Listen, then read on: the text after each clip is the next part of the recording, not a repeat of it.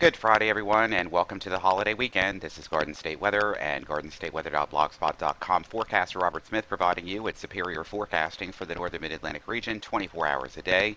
And of course, this weekend and early next week, we are continuing to celebrate and honor our great veterans of this country.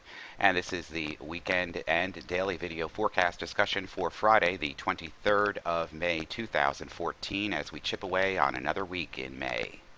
Quite an active day we had on Thursday across the entire New Jersey, New York, Philadelphia metropolitan area, all the way down to the Delmarva region. We had lightning strikes on buildings and house fires here in southeastern New York as a result of those thunderstorms. And those thunderstorms brought a considerable amount of hail, some of them up to the size of an inch in diameter across the Poconos and central and southeastern Pennsylvania. Lots of wind damage too. Reports of funnel clouds over Delaware and other funnel clouds over Virginia were reported. Didn't see any actual reports of tornadoes, but we did see funnel clouds being reported numerous times in these showers and thunderstorms that propagated over the forecast region yesterday. And in those showers and thunderstorms came some very heavy rain. We had over the last 24 hours anywhere from a half of an inch to an inch and a half of rain in some of these sections here as these thunderstorms made their way through the region. Low-level moisture still remains in place this morning. However, the cold front has made its way through, a weakening cold front at that across the coastal regions right now. The air mass is slightly becoming drier at the surface, but the mid and upper layers are drying out quite considerably. So it's going to take a little time for the air mass at the lower layers to dry out. As a result of that, we had whatever moisture was left on the ground producing fog this morning across northeastern New Jersey, the New York City metropolitan area terminals. Also, quite a bit of fog still being reported across the Hudson Valley into interior Connecticut. Central and southeastern New Jersey also has some considerable fog this morning, but the good news is that that will be improving as we go throughout the day. Morning visible satellite loop or visible satellite pass this morning shows the broken ceilings now developing across interior Poconos and northwestern New Jersey and also out towards central and southeastern Pennsylvania. This is all drier air moving in. And we can see on the water vapor imagery, the mid and upper layers of the atmosphere are drying out with these dark reds and blacks across the region. Meanwhile, what's ever left over of the frontal boundary and showers and thunderstorms have been suppressed further well to the south. We could see this on the latest northeast mosaic sector of the radar here. By the way, the Fort Dix radar came up late last night. It's operational right now, but they're going to continue to work on it during today to make sure that the parts they put in are actually going to stay stable. Here's our low pressure center up towards the coast of Maine here, off the coast of New Jersey. Showers and thunderstorms propagating well away from our region right now, and any leftover showers here across the Virginias and the southeast will remain to the south of the area today. However, upper level influences still providing the chance for pop-up showers and thunderstorms scattered and dancing about the region this afternoon as the heating of the day gets going and the Cape values increase.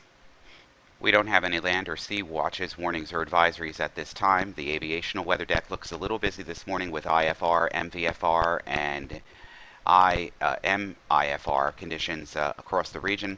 Low clouds developed over the region this morning, the area of this just west of the I-95 corridor.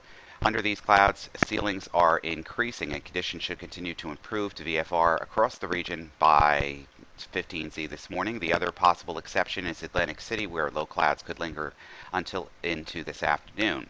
Now, VFR conditions expected to continue under these showers and thunderstorms for the remainder of the day. MVFR and possibly IFR conditions will be possible under any storms and showers that develop later today. However, at this time, the highest risk for thunderstorms is from Allentown to Trenton and northward. Therefore, it is not mentioned in all of the TAF forecasts, and there is just a small risk of that occurring at all the locations. There's also a small risk of MVFR ceilings redeveloping after midnight tonight. However, given dry advection in place expected by the morning, think that this is very unlikely. MVFR or lower in scattered showers on Saturday, possibly isolated thunderstorm during the afternoon hours. Sunday, Monday, main features here, VFR conditions, mostly VFR on Tuesday, possible MVFR or lower in showers and thunderstorms redeveloping on Tuesday afternoon. And let's see, right now outside of Newark, 61 degrees, humidity 90%, dew point is 58, but skies will improve. Winds are out of the northwest at 6. There's quite a bit of fog right now. across the region with 3 miles visibility. Scattered vicinity showers popping up late this afternoon into early this evening, and then just scattered clouds across the region late this evening and overnight tonight into tomorrow morning with some broken ceilings, and the winds all shifting around to the north and then light to the northeast. VFR conditions basically after some morning MVFR and IFR during today will be improving. That's good news. 61 degrees in Philadelphia right now, dew point 46. That's improving. Relative humidity 59%. The wind is out of the northwest at 10. Skies are fair. It's overcast still, but ceilings are lifting there. And basically expecting the same kind of thing. We're not expecting too much of a washout here. Just a little bit of an isolated shower late this afternoon, and then just some scattered to few clouds around by late tonight and early tomorrow morning, with the winds basically out of the north at about 11 knots. River flooding, no worries. We're not expecting any major stem rivers here in the New Jersey, New York City, Philadelphia metro area to be anywhere near flood stage right through June 1st. These gauges here near Washington, D.C. will be dropping off from near flood stage over the next 24 hours. And the only culprit left really to talk about in our weather for today and tonight, or basically today and then tomorrow afternoon, will be this vortex here, which will be moving directly over the top of us. This is basically a vorticity maximum that will provide aid and lift into the atmosphere. We also show a jet streak across the region, the left exit region of this jet streak across the region that will provide enhancement to lift 2. So with these two features in place, we're left over with diurnally driven showers and scattered thunderstorms, more so today than on Saturday afternoon. But right after that, this whole thing begins to shift to the east with the ridge axis here in the Central Plains and southeast beginning to pump warmer air, more moisture, humid air into the region, but a much more stable atmosphere, both surface and aloft, into the early part of next week. And I say that with hesitation here because then again, by Tuesday afternoon and Wednesday, more showers and thunderstorms as we bounce between air masses. The high pressure to the south and the polar stream to the north bouncing back and forth. We're going to be caught in between these as we have been because of the blocking upstream, and that's going to cause volatility in the forecast even going into next week.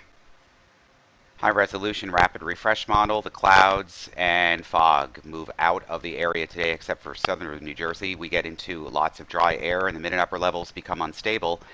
Because basically the temperatures aloft begin to cool rapidly, that away from the surface heating from the sun will create pop-up showers and isolated thunderstorms. Can't rule that out for this afternoon and evening. That waxes and wanes, and then we try this again early tomorrow morning into tomorrow afternoon. Now, this is the NAM WRF composite reflectivity forecast. Scattered clouds, scattered showers, isolated thunderstorms about the region, any region here, probably from Philadelphia north into the Hudson Valley to New York City, Connecticut, Long Island. Any of these areas could see a pop-up thunderstorm, including the Poconos here, northwestern New Jersey, not out of the question. Then just scattered clouds left over for tomorrow. Temperatures back into the 70s across the region. Not much change in the air mass structure. A few more clouds moving along. Again by early Sunday morning, and then Sunday morning clears out and temperatures really begin to rise as high pressure builds in surface and aloft, and that will last right through Memorial Day with temperatures topping off into the 80s on Monday. So it's really going to be a nice, fine, dry finish to your holiday forecast. The one thing that will not change appreciably is the pollen in the air. Pollen grains will continue to fall off just a little bit but remain on the high side Friday, Saturday, Sunday, spiking into the high side on Memorial Day, and also remaining high on Tuesday, and this is for oak, grasses, and mulberry.